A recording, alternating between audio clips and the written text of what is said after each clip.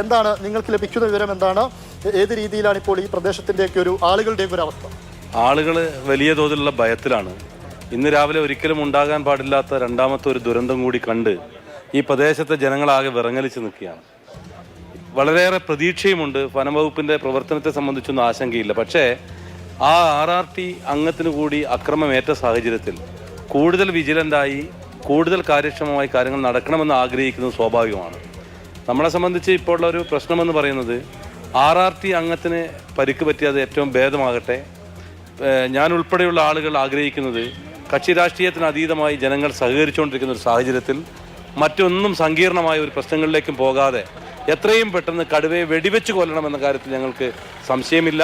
മറ്റൊരു കാര്യം ഞങ്ങൾക്ക് പറഞ്ഞു വെക്കാനുള്ളത്, ഇപ്പോഴും കടുവ തീരുമാനത്തിലേക്ക് അവർ എത്തിയെന്ന് തോന്നുന്നു. ഇല്ല, കടുവ മുന്നിൽ പെട്ടപ്പോഴും മയക്കുവെടിയാണ് വെക്കാൻ ശ്രമിച്ചത് എന്ന ഒരു തിരിച്ചറിവാണ് ഞങ്ങൾക്കുള്ളത്. തെറ്റായിരിക്കാം, ശരിയായിരിക്കാം.